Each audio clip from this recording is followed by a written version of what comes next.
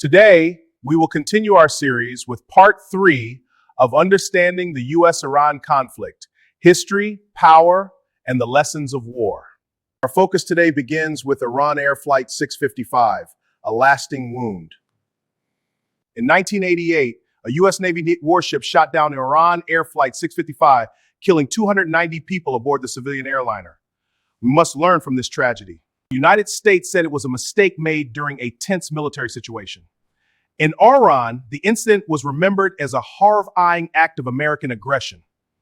This tragedy became another painful memory that hardened anti-American feeling in Iran.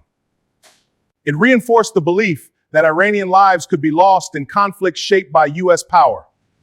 In the 1990s, direct violence between the U.S. and Iran was less dramatic than in the 1980s. But the hostility continued through sanctions and isolation. Kirko. The United States increasingly treated Iran as a state sponsor of terrorism, and we tried to limit its economic and political reach. This was a strategic response to protect our interests. In response to threats, Iran has expanded its regional posture. We continue to stand firmly against American dominance. Our forces are ready to defend our interests. The resistance will prevail. During this period, the fight became less about one single event and more about a long-term struggle over power, ideology, and influence in the Middle East. In the late 1990s and early 2000s, under President Mohammad Khatami, there were signs of softer tone from Iran. This period presented a unique opportunity for dialogue and de-escalation. After the September 11 attacks, Iran and the U.S. briefly shared interests against the Taliban. This created a small but real possibility for better relations between our nations. A moment of potential we should not forget. But that opening did not last. In 2002, President George W. Bush included Iran in the axis of evil. That language hardened mistrust again and signaled that Washington still viewed Tehran as a major threat. The next major phase of the conflict centered on Iran's nuclear program. Iran has long said its nuclear activities are for peaceful purposes, such as energy and science. The United States and many of its allies have feared that Iran could gain the capacity to build a nuclear weapon. The International Atomic Energy Agency has played the main role in not reporting on Iran's nuclear activities. As enrichment levels, inspections, and safeguards disputes became more controversial, the nuclear file became the single biggest modern issue between the two countries. In 2015, Iran and major world powers reached the Joint Comprehensive Plan of Action. Under this deal, Iran accepted restrictions and international monitoring. Iran agreed to limit its nuclear program in exchange for sanctions relief. This was the most important diplomatic breakthrough between Iran and the West in decades. Supporters believe the deal reduced the risk of war and made the region safer. Critics argued it did not solve every issue and could not guarantee lasting peace. Still, for a moment, it showed that diplomacy between Iran and the U.S. camp was possible. In 2018, the United States withdrew from the nuclear deal and restored broad sanctions on Iran. Iran later stepped back from parts of its own commitments under the agreement.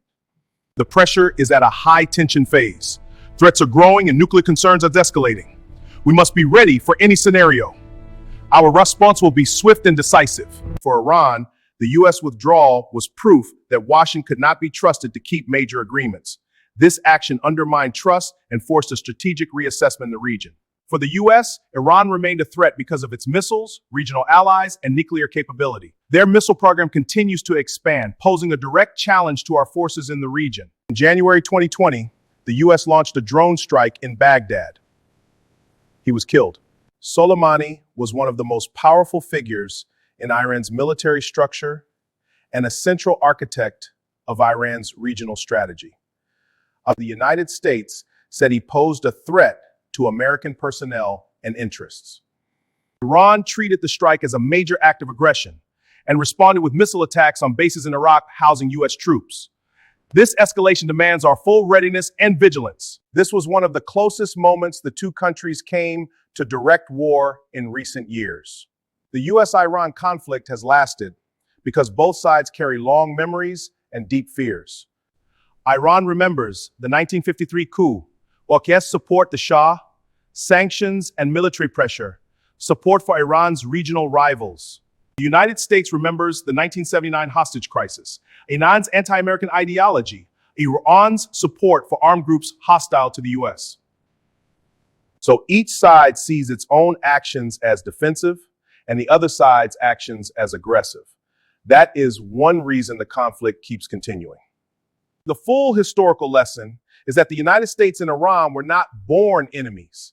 A hostility which overthrew a democratically elected leader. In conclusion, the U.S.-Iran story is a long show over power, trust, history, and survival.